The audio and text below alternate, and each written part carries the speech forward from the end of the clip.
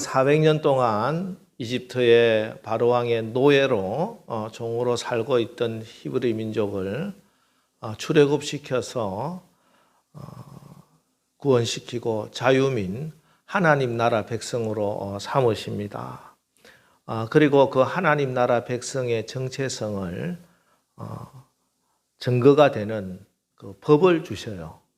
그것이 바로 출애굽기 20장부터 23장까지 내용인데 바로 십계명과 또 여러 가지 율법들입니다.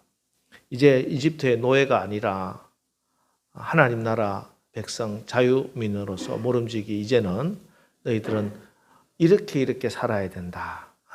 그전에는 노예로 살았지만 이제는 하나님 나라 백성으로 완전한 자유인으로 사는 것은 이런 모습이다 하고 알려주신 것이 바로 십계명이요 또 여러 가지 율법들입니다.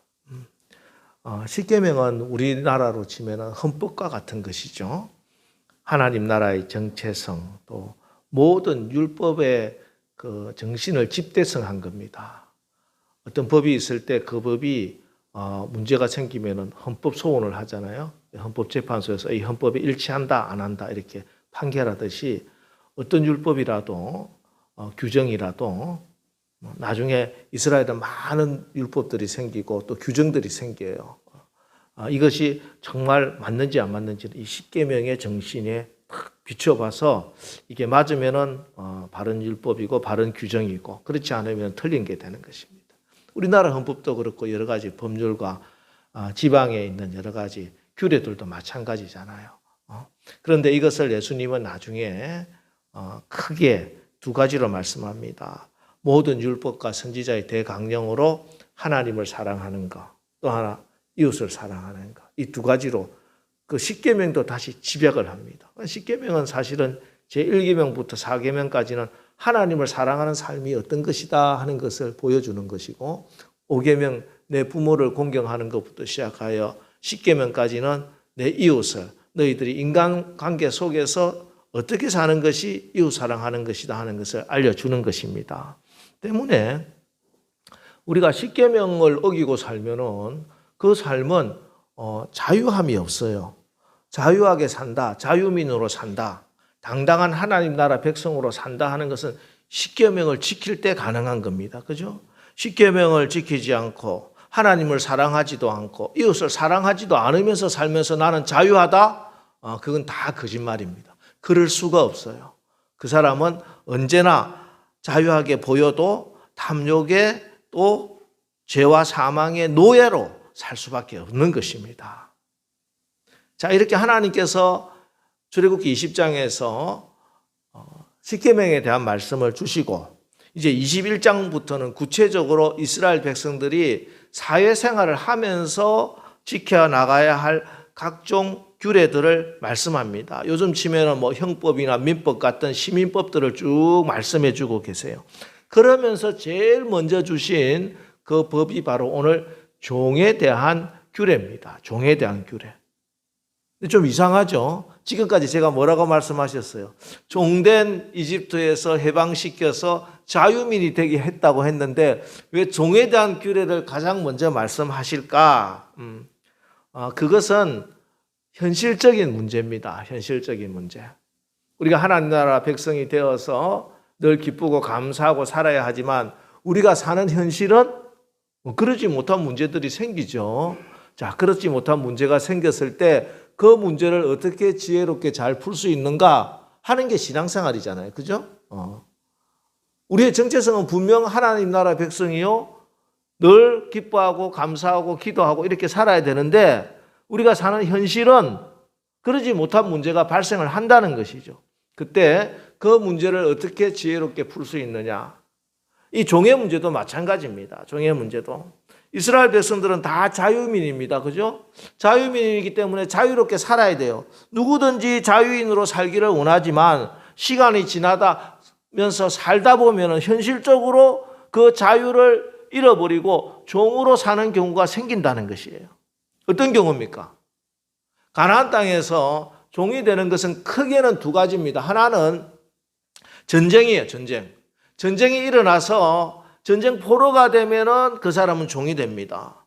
이스라엘 땅 안에서 보면은 그것은 어찌 보면 이방인들의 문제죠. 이스라엘이 이방과 전쟁을 해서 이겨서 그 이방인들이 전쟁 포로가 되면 종으로 삼습니다. 자, 그러면은 그거는 일단 차치해 두고, 문제는 이스라엘 백성들 안에 같은 형제 동포가 종이 되는 경우예요. 어떤 경우입니까? 경제적인 문제예요. 경제적인 문제. 이제 가나안 땅에 들어가면은 농사를 짓게 됩니다. 경제 활동을 하죠. 자, 우리도 잘 알다시피 경제 활동이라고 하는 것은 모든 사람이 동일하게 수익을 얻는 게 아니잖아요. 경제적인 자기의 능력과 자기의 환경에 따라서 어떤 사람은 수입이 많고 어떤 사람은 수입이 적고 어느 사회나 빈부의 격차는 나타나기 마련입니다. 이것을 없애겠다? 그거는 조금 황당한 생각이고, 그래서 뭐 공산주의를 만들고 했지만 오히려 공산주의에는 더 많은 빈부 격차가 있잖아요. 경제 활동을 하게 된다 하는 것은 어찌했든 간에 차이가 나타날 수밖에 없습니다. 자, 그러면서 심하게 되면 어떻게 되느냐? 자기에게 처음에는 다 땅을 주어서 농사를 지었습니다. 그러나 점점 더 가난하게 되고 돈이 필요하게 되고 또 여러 가지 문제로, 그래서 땅도 팔고, 땅을 팔고 나니까 더 수입이 줄어들고 결국에 나중에는 남의 집에 종으로 팔려가게 되는 것입니다. 이런 문제가 생겨요. 또 하나는 어떤 경우냐 하면은 어떤 사람이 도둑질을 합니다. 하나님 나라에 도둑놈이 없어야 되는데 도둑하는 사람이 생겨요. 그래서 도둑에 대한 법을 주시는 겁니다. 도둑질을 하게 되면은 변상을 해야 됩니다. 어떻게? 5분의 1을 더해서, 즉 20%를 더해서 변상을 해야 되는데, 여러분 도둑질을 한 사람이 변상할 게 어디 있겠어요? 안 그래도 없어서 도둑질했는데 남의 것을 변상을 못하니 결국은 도둑질한 것에 대한 보상을 해야 되니까 종으로 팔려가는 경우가 생깁니다. 자, 이런 경우에 이게 이제 현실이에요. 현실적인 문제라는 거죠. 우리가 살아가는 데 있어서. 자, 이럴 때 하나님의 뜻은 뭐냐? 어찌됐든 하나님의 뜻은 사람이 사람을 지배하는 것 자체를 하나님께서는 거부하십니다. 그래서 심지어 왕도 세우지 못하게 하세요. 하나님만이 왕이고 모든 사람은 다 평등하게 하나님의 사랑과 은혜를 받으며 사는 것이 하나님의 뜻입니다. 특별히 이스라엘 백성들, 하나님의 자녀들은. 그래서 하나님께서는 안식년 제도를 주시는 것입니다. 그게 2절입니다. 2절 한번 읽어보겠습니다. 시작. 네가 히브리 종을 사면 그는 6대 동안 섬길 것이요 7째 해에는 몸값을 물지 않고 나가 자유인이 될 것이며. 자, 종이 되더라도 6년 동안만 종살이를 하게 한다. 어떤 경우도. 빚이 굉장히 많아서 6년 아니라 60년을 일해도 못 갚을 돈이 남았다 할지라도 6년이 지나면 무조건 해방시켜줘야 됩니다. 이게 출애굽기 21장의 종에 대한 핵심입니다. 자, 이것은 그 당시 노예사회뿐만 아니라 요즘 같은 경우도 굉장히 파격적이고 있을 수가 없는 법이죠. 하지만 히브리 율법은 분명히 6년 동안만 종살이를 합니다. 히브리인들은 같은 동포는 같은 형제는, 그리고 반드시 7년째는 해방시켜줘야 됩니다. 자, 하나님께서 이렇게 하신 이유가 뭐냐? 첫 번째는 같은 형제의 불행을 이용하여 자기가 유익을 취하면 안 된다. 이게 하나님 나라 백성입니다. 여러분, 어쨌든 이스라엘 백성들 중에 종으로 팔린 사람, 자기가 잘못했든지 자기가 도둑질을 했든지 자기가 게을렀든지 어쨌든 그 사람은 불행한 처지에 빠져 있는 사람입니다. 근데 그 사람이 돈이 없어서 종으로 팔리게 되면은 그 노동력을 자기가 이용하게 되고 자기는 이익을 얻게 된단 말이에요. 내 형제의 불행이 나의 이익이 되는 경우가 있습니다. 우리의 삶 속에도. 근데 하나님은 그것은 하지 말라는 것이죠. 그건 하지 마라.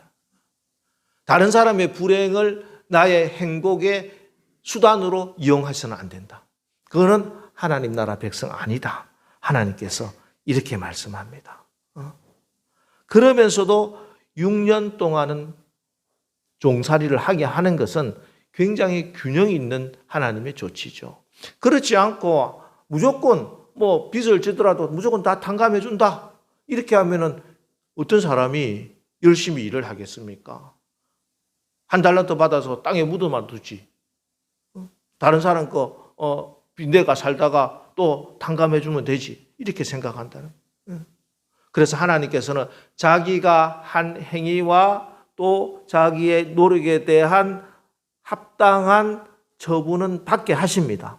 그럼에도 불구하고 사회적 여건이나 환경에 따라서 자기의 감당할 책임을 넘어서는 문제는 하나님이 해결해 주시는 거예요. 그게 6년 동안 종살이를 하지만 7년째는 반드시 해방시켜 준다 하는 그 말씀입니다. 자, 지금 우리가 지금 겪고 있는 사회적인 갈등 문제가 있죠. 코로나 사태 이후에 많은 중소상공인들 정말 자기는 열심히 했음에도 불구하고 빚을 질 수밖에 없어요. 자, 그러면 거기에 대해서 당신은 빚이 졌으니까 무조건 갚아라. 지금 환율에 또 이율도 이자도 막 올라가는데 점점 그러면 그 사람 어떻게 되겠습니까? 방법이 없어요. 그래서 탕감을 해주잖아요. 탕감을 하겠다. 나라에서 탕감을 해주겠다. 이런데 자, 문제는 뭐냐면 그러면 다 탕감해주면은 누가 일하겠느냐 이런 문제도 생긴단 말이에요. 오늘 우리 성그룹 권사님도 기도하셨는데 여러분 나라와 민족을 위해서 이 위기 앞에서 우리 민족의 지도자들 특히 경제적인 문제나 복지 문제를 담당하는 분들에게 하늘의 지혜, 이 안식년의 지혜가 임하기를 기도해 주시기 바랍니다. 여러분 우리의 형제들이 자기가 최선을 다했음에도 불구하고 자기가 감당할 수 없는 빚에 온 가족이 극단적인 선택을 하는 이런 불행한 일이 생겨서는 안 된다. 우리는 하나님 나라 백성입니다. 우리는 그들에게는 어떤 경제적인 논리에 앞서서 은혜의 논리가 적용되어야 될 줄 믿습니다. 그럼에도 불구하고 이 은혜의 논리가 일방적으로 다 퍼주고 무조건 탕감해주고 그렇게 해서 풀릴 문제도 아니단 말이에요. 하나님이 주시는 지혜를 얻어서 정말 필요한 사람들에게 복지 혜택이 돌아갈 수 있도록 정말 디테일하고 세밀하고 그런 이 안식년의 정신으로 이 나라가 이 위기를 극복해야 될 줄 믿습니다. 또 하나는 영적으로 해석을 하면은 이 문제는 하나님 나라 백성들에게도 현실적으로 이 종으로 팔려가듯이 어려운 고난과 문제들에 직면할 수가 있다는 것이죠. 자, 그러나 하나님 나라 백성이기 때문에 이게 계속 100년, 1000년, 만년 이렇게 이어지는 게 아니다. 이것은 6년이 지나면 반드시 안식년이 주어집니다. 해방하게 된다. 그래서 우리가 이 땅을 살아가면서 신앙생활 하면서 내가 잘못한 경우도 있어. 도둑질한 건 자기 잘못한 것이지. 게을러서 내가 다른 사람보다 돈 벌어야 될 때 자고 농사 짓지 않아서 농사를 망해먹은 것도 자기가 잘못한 일이지.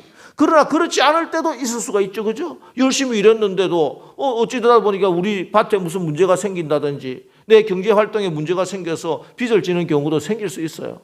자기가 잘했든 잘못했든 어쨌든 고난이라고 하는 문제가 우리에게 닥칠 수가 있습니다. 신앙생활 하면서 내가 신앙생활 하나님의 뜻에 잘 한다고 했는데도 문제가 있을 수도 있고 그러지 못하여 내가 잘못하여 생긴 문제도 있을 수도 있습니다. 그럼에도 불구하고 하나님께서는 이것을 무한정 연장시켜서 고난 속에 내버려 두시지 않는다. 반드시 하나님은 어떤 기한을 정해 놓으시고 그 기한 동안에 우리가 그 문제에 대해서 자기가 마땅히 책임져야 될 거 책임지고 회개해야 될 거 회개하고 기도해야 될 거 기도하고 하나님 뜻을 물을 거 묻게 하셔서 하나님께서 그것이 회복되어서 우리를 다시 자유하게 해주시고 모든 것을 회복시켜 주는 줄 믿으시기 바랍니다.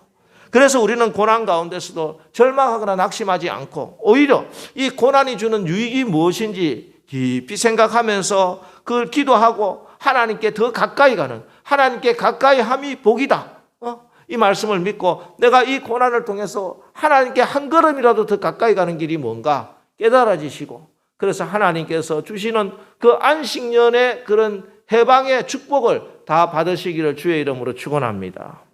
자, 그리고 오늘 이제 본문의 직접적인 말씀이죠. 5절 6절 말씀 우리 한번 같이 읽어보겠습니다. 시작. 만일 종이 분명히 말하기를 내가 상전과 내 처자를 사랑하니 나가서 자유인이 되지 않겠노라 하면 상전이 그를 데리고 재판장에게로 갈 것이요 또 그를 문이나 문설주 앞으로 데리고 가서 그것에다가 송곳으로 그의 귀를 뚫을 것이라. 그는 종신토록 그 상전을 섬기리라. 자, 이스라엘 백성들은 히브리인은 무조건 6년이 지나면 자유인이 됩니다. 자, 그런데 문제가 되는 경우가 이런 경우입니다. 이 사람이 종으로 올 때는 총각이었어요. 그런데 종살이를 하는 가운데 주인집 딸이든지 안 그러면 다른 여종이든지 누구하고 이렇게 눈이 맞았어. 결혼을 했어. 사랑한다고. 결혼해서 사랑하다 보니까 자식들을 낳을 거 아니야. 자식들을 낳아서 사는데 6년이 지났어요. 6년이 지나면 이 사람은 자유인이 됩니다. 자유인이 돼요. 자, 그런데 자유인이 될 때는 이 사람은 그의 아내와 자녀들은 그 집에 놔두고 자기 혼자 나가야 돼. 왜냐하면은 이 집에 딸이든지 이 여종이든지 이건 원래 자기 게 아니잖아요. 주인집 거잖아. 주인의 것이기 때문에 주인의 사유재산을 보호해 줘야 됩니다. 때문에 2절이 종을 위한 제도라면 안식년은 이 말씀은 주인의 재산을 지켜주는 제도입니다. 그러나 그때 이 종이 주인과 그 아내와 아이들을 너무 사랑해. 그래서 내가 헤어져서 살 수가 없겠어.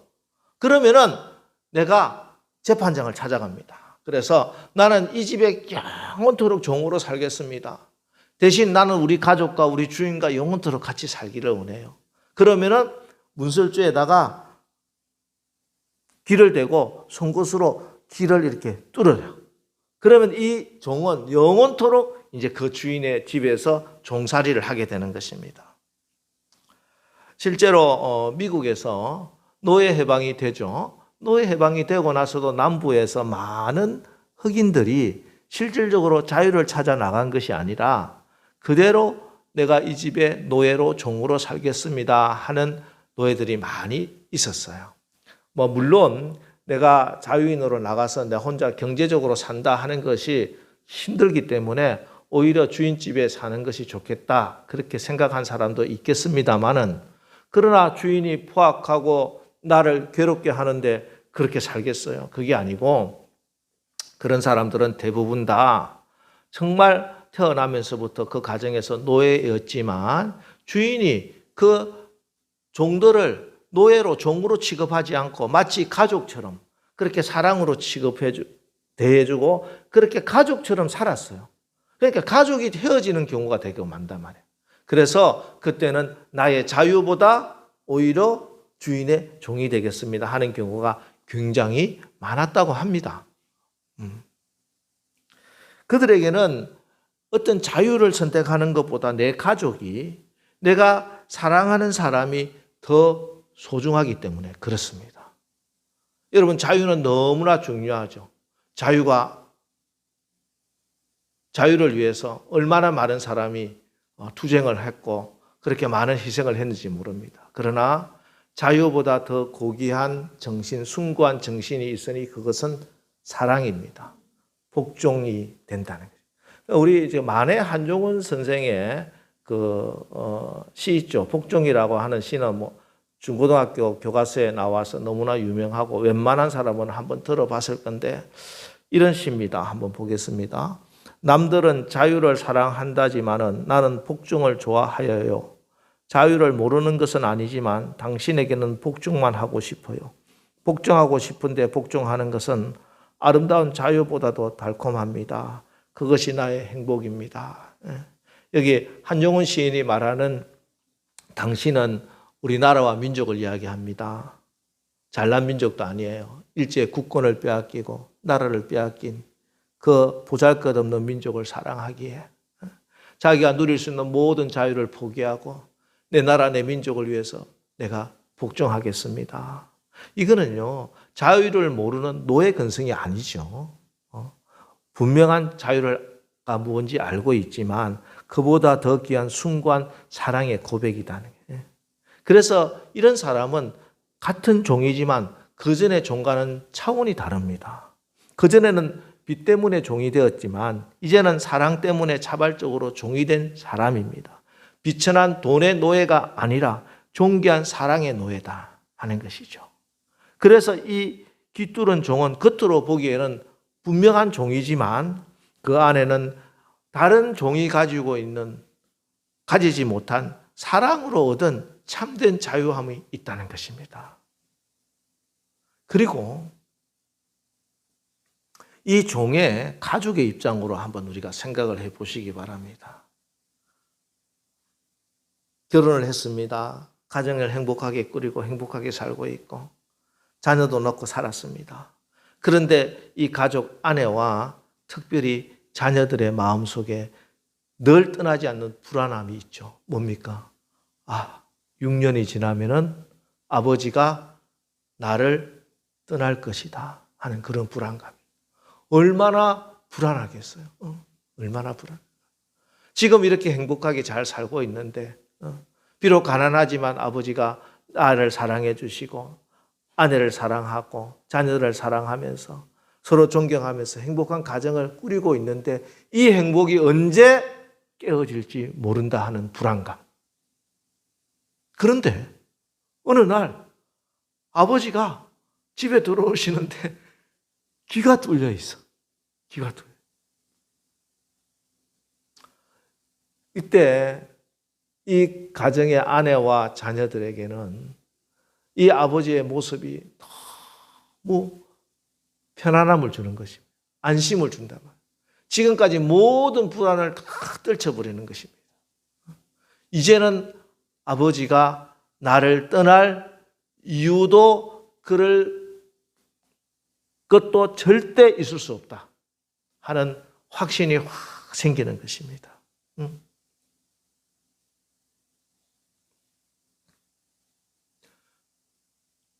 우리 주님은 하나님의 존귀하신 그 몸에 이 상처를 덕지덕지 입혔습니다. 그의 머리에는, 이마에는 굵은 가시로 구멍을 뚫었어요. 그의 손과 발에는 녹슨 대못으로 구멍을 뚫었습니다. 그의 창에는, 그의 옆구리는 창으로 구멍을 뚫었습니다. 이 귀뚫은 종은 귀를 뚫어서 그의 자녀들에게, 그의 가족 식구들에게 안심을 주셨는데 우리 예수님은 온몸에 구멍을 뚫어서 우리에게 안심하라. 두려워하지 말라. 내가 세상 끝날까지 너희와 항상 함께 있다. 주님이 약속하신 그 약속의 말씀이 헛것이 아닌 것. 공수표가 아니라고. 우리 주님은 당신의 몸 구석구석에 이 구멍을 뚫어서 우리에게 보여주시는 것입니다. 그래서 여러분, 우리가 신앙생활을 하면서 또 여러 가지 상황과 환경 가운데 주님이 나를 떠나지는 않을까? 주님이 나를 버리면 어떡하나?